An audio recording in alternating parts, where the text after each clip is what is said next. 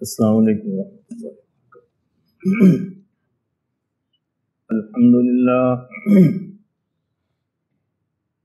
الحمد للہ نحمده ونستعینه ونستغفره ونؤمن به ونتوکل علیہ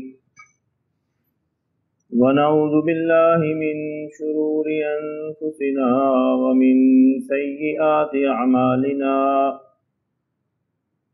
من يهده الله فلا مضل له ومن يضلله فلا هادي له، ونشهد أن لا إله إلا الله وحده لا شريك له، ونشهد أن سيدنا ومولانا محمدا عبده ورسوله، أما بعد فأعوذ بالله من الشيطان الرجيم، بسم الله الرحمن الرحيم، كلوا واشربوا ولا تسرفوا إنه لا يحب المسرفين، صدق الله مولانا العظيم۔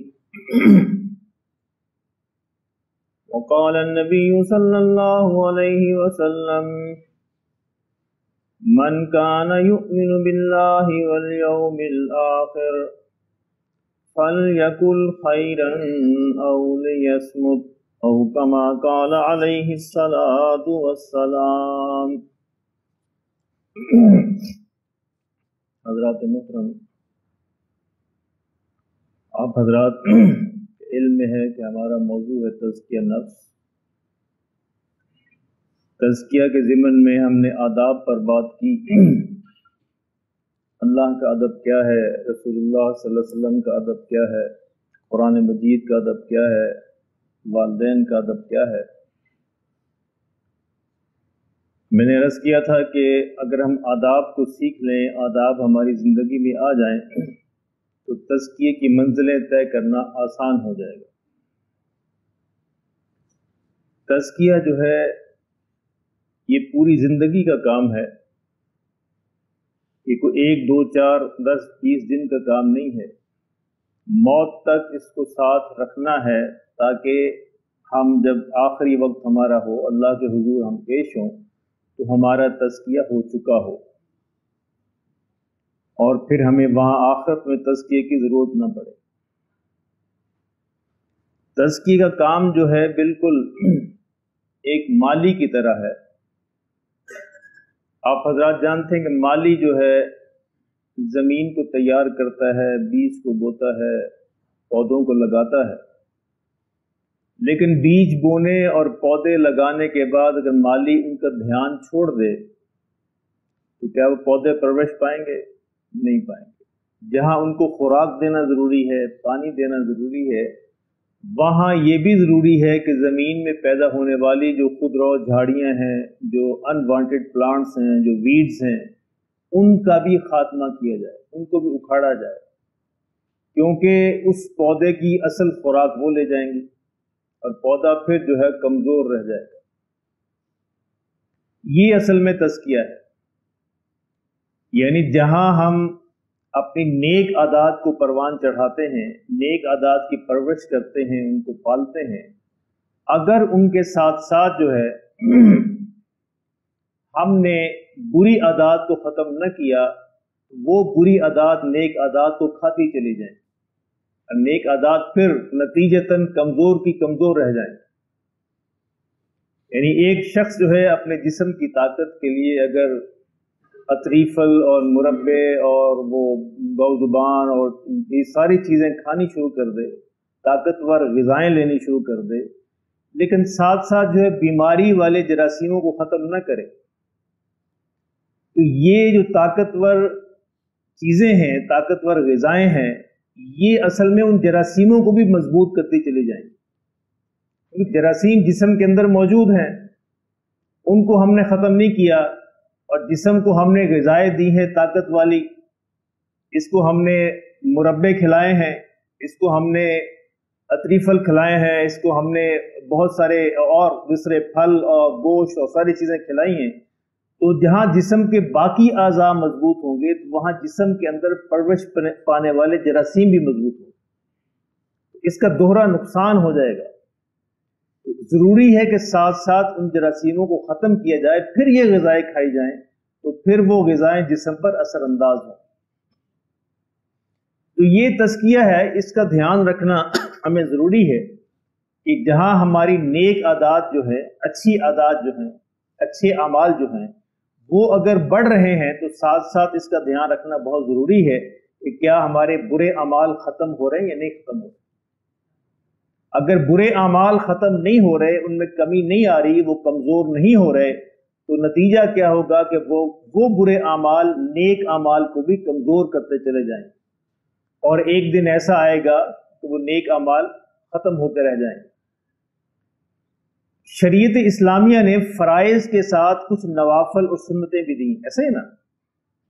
अगर कोई नवाफल को अदा ना करे कोई हरज नहीं है, नुकसान नहीं होगा, लेकिन उसका एक फ़ायदा है बहुत बड़ा। यानी नवाफल और सुन्नतों को जो अदा करता है वो असल में फ़राइज़ की चौकीदारी करते हैं। ये नवाफल और सुन्नतें जो हैं ये फ़राइज़ की चौकीदारी करते हैं, उनकी हिफाजत करते हैं। फ़राइज़ जो है वो दरमियान के अंदर एक दिया है, रोशन दिए है, जिसको हमने बचा के ले जाना है आखिरत तक। अगर हम एक दिए को जला के खुली हवा के अंदर रख दें तो क्या अंजाम होगा? दिया बुझ जाएगा, जल नहीं सकता ज्यादा देर। फ़राइज़ का दिया हमने जला लिया, नमाज हम पढ़ रहे हैं अल्हम्दुलिल्लाह, रोजा रख रहे हैं, ज़कात दे रहे हैं, फ़राइज़ हैं। लेकिन अगर इनके इर्द गिर्द हम एक दीवार तामीर कर दें सुन्नतों की, फिर एक और दीवार तामीर कर दें नवाफल की, तो ये फ़राइज़ का बचना आसान हो जाएगा। वरना अगर हमने सिर्फ फ़राइज़, अल्लाह फ़राइज़ का ही पूछेगा क़यामत के दिन। आमाल जो है क़यामत में पुरसश है फ़राइज़ की होगी, बाकी चीज़ें अगर ना भी करें पुरसश नहीं होगी।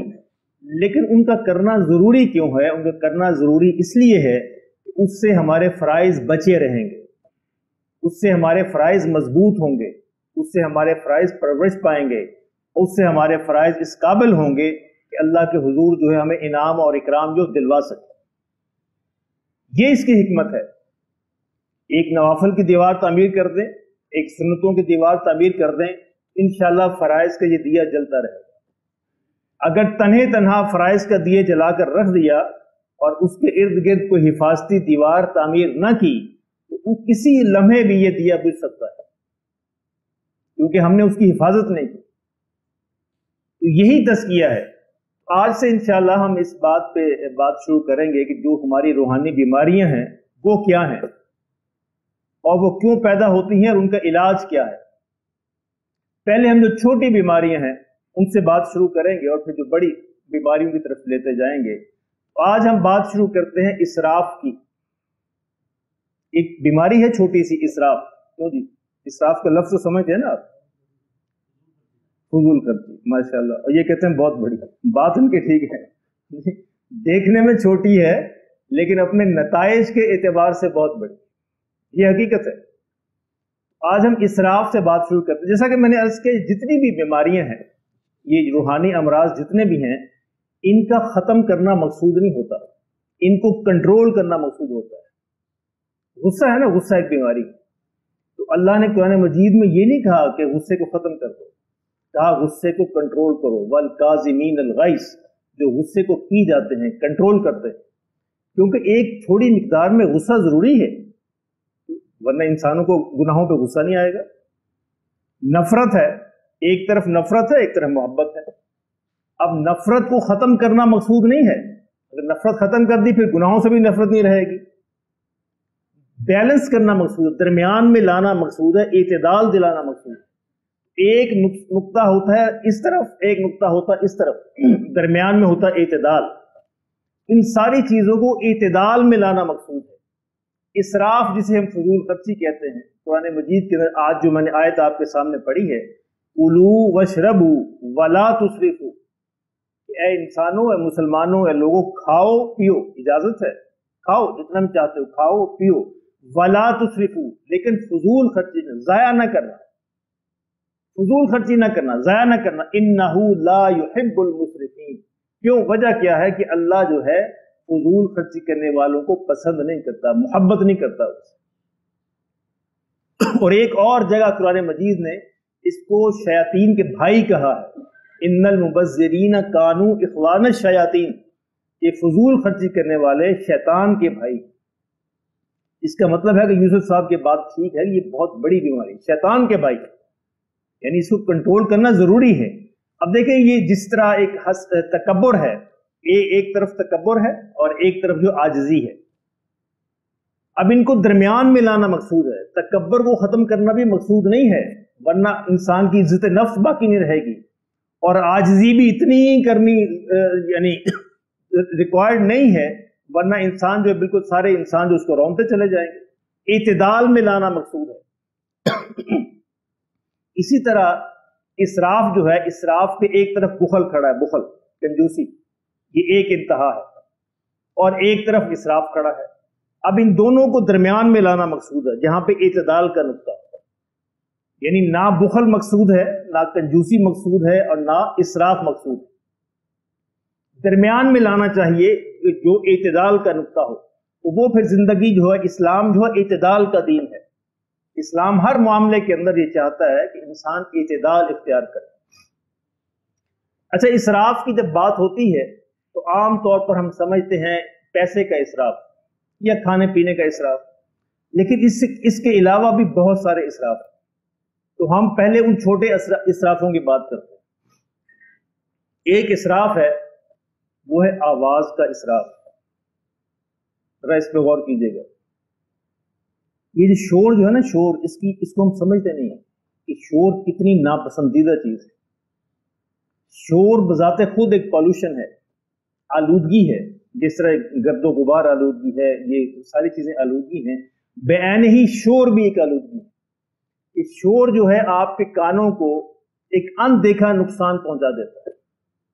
کان اللہ کی بہت بڑی نعمت ہے، آواز اللہ کی بہت بڑی نعمت ہے، یعنی انسان کو اس کا اندازہ نہیں ہوتا ہے. یہ دنیا میں گونگوں سے پوچھے کہ آواز کتنی بڑی نعمت ہے. جن کو اللہ نے زبان دے رکھی لیکن بول نہیں سکتے، ان کے جسم کے اندر زبان موجود ہے، بول نہیں سکتے. کان موجود ہیں، سن نہیں سکتے. یہ ساری جو نعمتیں ہیں، یہ ان کا صحیح استعمال، یعنی نہ بخل کیا جائے، نہ کنجوسی کی جائے، اور نہ ان کے اندر اسراف کیا جائے. آواز کا اسراف کیا ہے؟ آواز کا اسراف یہ ہے کہ بلا ضرورت اونچی آواز کے اندر بولا جائے، بغیر ضرورت. اگر تو ضرورت ہے اور دور تک آواز پہنچانا مقصود ہے، تو مسئلہ ہے تو ہم بولیں. لیکن ہمارے یہاں کی عادت ہے دوسرے پر روک ڈالنے کے لیے اونچی اونچی بولنا شروع کر دیتے. اللہ نے اس کو سخت ناپسندیدہ قرار دیا ہے. اللہ نے قرآن مجید کے اندر کہا، سورہ لقمان کے اندر، وَغْضُضْ مِن صَوْتِكَ، اپنی آوازوں کو پست رکھو. حکم ہے وَغْضُضْ مِن صَوْتِكَ، اپنی آوازوں کو پست رکھو. إِنَّ أَنكَرَ الْأَصْوَاتِ لَصَوْتُ الْحَمِيرِ، کیونکہ بری آواز جو ہے، بدی آواز جو ہے، یہ تو گدھے کی آواز ہوتا ہے. یعنی وہ انسان جو بغیر کسی ضرورت کے اونچی آواز میں بولنا شروع کر دے، گویا وہ گدھے کی پیروی کرتا ہے. قرآن کہہ رہا ہے یعنی اگر ضرورت نہیں ہے آواز میں، اونچی آواز میں بولنے کی، تو پھر انسان کو اپنی آواز پست رکھنی چاہیے. دو لوگ ہیں، اتنی آواز میں بولے کہ ان تک آواز پہنچ جائے. اچھا، اس میں بھی دو انتہائیں ہیں. کچھ لوگ بہت ہی آہستہ بولتے ہیں، دوسرے کو آواز سنتی نہیں. اب یہ ایک انتہا ہے، یہ بخل ہے، کنجوسی ہے، یعنی آواز کی کنجوسی. اور کچھ ایسا اونچا بولتے ہیں کہ دوسروں کے کان پھٹ جاتے ہیں، ضرورت نہیں ہوتی. یہ تو اللہ کا شکر ہوا کہ یہ اسپیکروں پر کنٹرول ہوا، ورنہ مساجد جو تھی وہ ان اٹ سیلف، مساجد ایک شور کا بہت بڑا حصہ تھا. مساجد پولوشن کا بہت بڑا حصہ تھا. دن رات شور ہوتا رہا اسپیکروں. اب کتنے ہی برس ہم نے یعنی اس محلے میں صبح سنا، یعنی کھاڑک سے یہ آوازیں شروع ہو جاتی تھیں، ماشاءاللہ 1 روپیہ دیا، 5 روپیہ دیے، 10 روپیہ دیے، 20، وہ دن کے پہلے 2 گھنٹے اسی میں خرچ ہو جاتے. اللہ کا شکر ہے اب اس سے ہماری جان چھوٹی. ورنہ مساجد کے اندر یہی ہوتا تھا، اسپیکر کھول لیا مولوی صاحب نے، پورے محلے کو تنگ کیا جا رہا ہے. ضرورت ہے یا نہیں ضرورت ہے؟ یعنی اتنا مساجد کے اندر بھی اسپیکر کا اتنا استعمال ہو جتنا کہ مجمع موجود ہے. اتنی آواز رکھی جائے کہ مجمع تک آواز پہنچ، بس یہ کافی ہے. جو سننا چاہتے ہیں وہ آ گئے ہیں، اور जो नहीं सुनना चाहते घरों के अंदर बैठे, तो आप उन्हें क्यों सुनाना चाहते हैं? उनकी ख्वाहिश ही नहीं कि वो सुने। तो ये आवाज का इसराफ ये है कि इंसान इतनी ऊंची आवाज के अंदर बात करे बगैर जरूरत के, यानी अगर जरूरत नहीं है तो इतनी ऊंची आवाज में बात करे कि दूसरे को उपहती महसूस हो, दूसरे को कराहत महसूस हो, दूसरे को बुरा महसूस हो। अगरचे वो मुरवतन कहेगा तो नहीं, लेकिन उसको दिल के अंदर आ जाएगा, और अल्लाह दिलों के हाल को भी जानते हैं, वो भी लिखा जाएगा। इस बंदे की आवाज की वजह से इस दूसरे बंदे को कराहत हुई, नागवारी हुई, और वो नागवारी अमालनामे में लिखी जाएगी। मैं ये अर्ज कर रहा था कि आवाज जो है, ये बोलना जो है, तकल्लुम जो है, ये अल्लाह की बहुत बड़ी नेमत है। अल्लाह ने कुरान मजीद में कहा कि जुबान जो है ये मेरी निशानियों में से एक निशानी। इंसान बोलना कैसे सीखता है? देखिए, जुबान जो है गोश्त एक लोथड़ा है, इसको कैसे किसने बोलना सिखाया? अल्लाह रब्बुल इज्जत। तो सूरह यासीन के अंदर आता है, कुरान मजीद के अंदर, अल्लाह जुबान पर मोहर लगा दे, और अल्लाह हाथों को और पाँव को, जिस्म के दूसरे आज़ा को हुक्म देंगे, वो गवाही देंगे इंसान के खिलाफ। एक शख्स वो बड़ा उसके दिल में आया, जनाब ये क्या बात है? उसने, मौलवी साहब ये क्या बात है? ये हाथ और पाँव की कौन सी जुबान है, कैसे बोलेंगे? अजीब बात करते हैं। उनका बेटा बात तो तुम्हारी ठीक है, लेकिन तुम मुझे ये बताओ जुबान की कौन सी जुबान है? जुबान कैसे बोलती है? जुबान भी तो गोश्त का लोथड़ा है ना, वो भी अल्लाह के हुक्म से बोलती है। तो बरखुरदार जब अल्लाह का हुक्म होगा तो हाथ पाँव बोलेंगे। अल्लाह का हुक्म आ जाए जुबान बोलती है, अल्लाह का हुक्म ना आए तो जुबान बोलना बंद कर देगी, हाथ पाँव बोलेंगे। जुबान भी तो अल्लाह के हुक्म से बोलती है। कितने बेशुमार लोग ऐसे हैं जिनके अंदर जुबान मौजूद है लेकिन बोलते नहीं। तो ये जुबान अल्लाह की नेमत है। तो अल्लाह रब्बुल इज्जत ये चाहते हैं, यानी इस्लाम ये चाहता है, हमारा दीन ये चाहता है कि इसमें भी हम इसराफ न करें, ना इसमें कंजूसी करें, ना बुखल करें। जहां जरूरत है बोलें, और उतना बोलें जितनी जरूरत है। आपने देखा है कि बाज लोग ऐसे होते हैं, उनसे कोई बात पूछी जाए, अब फिर उनकी बात खत्म ही नहीं होती। बस एक बात आपने पूछ ली, गोया मुसीबत अपने गले में डाल ली, अब वो आपको घर तक पहुंचा के छोड़े, बात करते चले जाएंगे, करते चले जाएंगे। ये इसराफ है। और दूसरे से आपने बात पूछी, उसने बस दो लफ्जों में बात पूरी कर दी, ये कंजूसी है। यानी इतनी बात करें जितनी उसको बात समझ आ जाए, बस काफी हो, और ना ज्यादा ही उसके जहन पर बोझ बने, और ना इतनी ही कम हो कि उसको समझ ही ना आए। तो ये आवाज का इसराफ जो है, गुफ्तगू का जो इसराफ जो है, ये हमारे मुआशरे के अंदर, घरों के अंदर आम है, और इससे बहुत सारे मसाइल जन्म लेते हैं।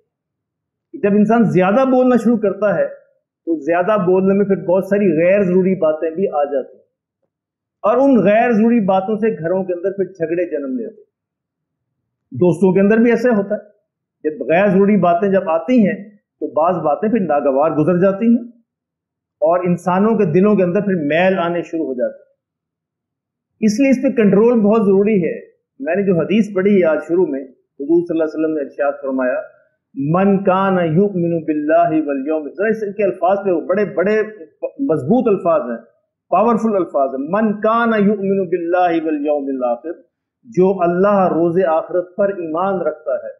कौन नहीं रखता? सारे मुसलमान रखते हैं। यानी मुसलमान होने का तकाजा फिर ये है, फल यकुल खैरन, कि वो कोई अच्छी बात करे, आउल यसमुत, या खामोश रहे। यानी अगर अच्छी बात नहीं कर सकता तो फिर क्या करे? खामोश रहे। खामोशी फिर उसको जहन्नम से बचा लेगी। बात करनी है तो अच्छी बात करे, फल यकुल खैरन, उसे चाहिए कि फिर अच्छी बात करे। नहीं कर सकता, आउल यसमुत, नहीं कर सकता तो फिर वो खामोश रहे। तो ये हम आवाजों का इसराफ जो है, ये हमारे मुआशरे के अंदर आम। और दूसरा देखिए, यानी आपके हमसाए ने वो डेक और लगा दिया ऊंची आवाज के अंदर, अब उसको एहसास ही नहीं कि हमसाए के अंदर क्या हो रहा है। हमसाए के अंदर कोई बीमार भी हो सकता है, हमसाए के अंदर कोई आराम भी कर सकता है, हमसाए के अंदर कोई तालिब इल्म भी हो सकता है, बहुत सारे मसाइल हो सकते हैं। लेकिन उसने अपनी जरूरत पूरी कर ली, लेकिन अगर उसकी वजह से दूसरे को तकलीफ पहुंची, और आप इस बात को जरा गौर कीजिए, ऊंची आवाज में बात करना हराम नहीं है, लेकिन दूसरे को तकलीफ पहुंचाना हराम है। दोनों बातों में बड़ा फर्क है। अगर आपकी आवाज से दूसरे को तकलीफ पहुंची तो ये फिर आपने हराम काम किया। दूसरे को किसी भी तरह तकलीफ पहुंचाना, आपका हमसाया हो, आपके रिश्तेदार हो, आपके घर वाले हों, और आपके दोस्त अहबाब हों, किसी भी हवाले से उनको तकलीफ पहुंचाना ये हराम अमल है।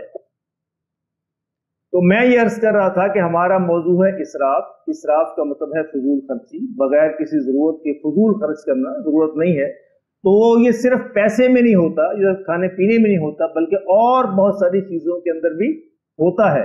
उनमें एक बड़ी अहम चीज जो है वो हमारी आवाजें हैं, वो हमारी गुफ्तगू है, हमारी बातचीत है। इसके अंदर हम खूब इसराफ से काम लेते हैं और हमें इसका अंदाजा नहीं होता कि हम जो अल्फाज अपने मुंह से निकाल रहे हैं क्या ये जाया जा रहे हैं। नहीं, अल्लाह के रजिस्टरों में एक एक लफ्ज लिखा जा रहा है, एक एक लफ्ज। अल्लाह की कसम, सूरह काफ पढ़ के देखिए। सूरह काफ के अंदर अल्लाह ने फरमाया तुम समझ तो ऐसे ही जाया जा रहे हैं अल्फाज, एक एक लफ्ज लिखा जा रहा है। और कल क़यामत के दिन ये एक लफ्ज या हमारे अच्छे खाते में जाएगा या बुरे खाते में जाएगा, या हमारे हक में होगा या हमारे खिलाफ होगा। इसलिए हम ये समझते हैं गोया बोलना जाया जा रहा, नहीं, जाया नहीं जा रहा। जो लफ्ज हमारे मुंह से निकला वो हमारे अमाल नामे के अंदर दाखिल हो गया, या बुरे में या अच्छे में। इससे इसकी हिफाजत तो बहुत जरूरी है। ये जुबान का जो टुकड़ा है ये अपने जिसामत के एतबार से बहुत छोटा है, लेकिन वजन के एतबार से बहुत बड़ा है। अमाल में इसका बहुत बड़ा वजन है। जब लुकमान जिस जमाने के अंदर गुलाम हुआ करते थे, उनके मालिक ने कहा कि जाओ बकरी ज़िबा करो और कोई अच्छा सा जो है ना उसका जिस्म का हिस्सा पका के लाओ। उन्होंने बकरा ज़िबा किया और जुबान पका के ले आए कि जी मुझे तो ये अच्छा लगता है। फिर कहा कि फिर किसी मौके पर बकरा की ज़िबा करो और जो जिस्म का हिस्सा तुम्हें नापसंद हो वो पका के लाओ। तो फिर जुबान पका के ले आए। कहा कि लुकमान अजीब बात है, दोनों दफा तुमने जुबान ही को पकाया। कहा कि जनाब यही वो हिस्सा है जिस्म का जिसका अच्छा इस्तेमाल किया जाए तो सबसे बेहतरीन है ये, और अगर बुरा इस्तेमाल किया जाए तो सबसे बदतरीन है। यानी जुबान का एक लफ्ज आपको जहन्नम के अंदर गिरा सकता है और एक लफ्ज जो है जन्नत के अंदर आला से आला दर्जात दिलवा सकता है। ये अंदाजा तो एक मिसाल देता हूं, यानी जन्नती अपनी जन्नत के अंदर बड़े आराम से होंगे। यानी यूसुफ साहब लेटे होंगे, इनको बड़ी अच्छी खुशबू आएगी। पूछेगा फरिश्तों से ये खुशबू कहां से आएगी?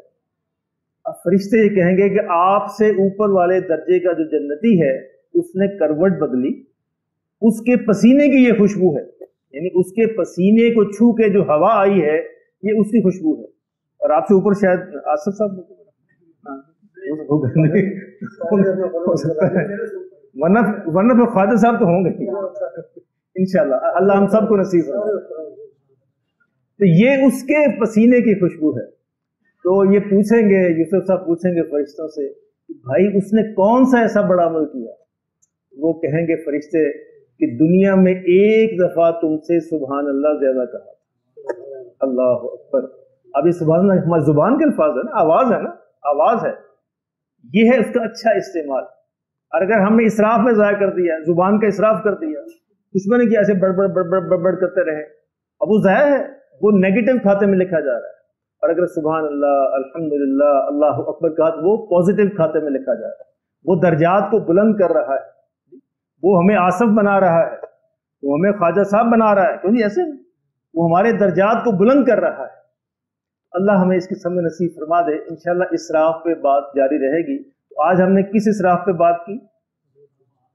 याद है कि भूल गए? आवाज के इसराफ, यानी आवाज की भी फजूल खर्ची नहीं करनी। और ये हुजूर की हदीस हमेशा पल्ले बांध लें, मन काना युमिनु बिल्लाहि वल यौमिल आखिर फलयकुल खैरन औ लियस्मुत। जो अल्लाह रोज़े आखिरत पर ईमान रखता है, क्या मतलब है इसका? यानी जो इस पे अमल नहीं करता गोया वो अल्लाह रोज़े आखिरत पर ईमान नहीं रखता। वो क्या करे? या तो अच्छी बात कहे या फिर खामोश रहे। अल्लाह हमें इसकी समझ नसीब फरमा दे। सुन्नत अदा फरमा।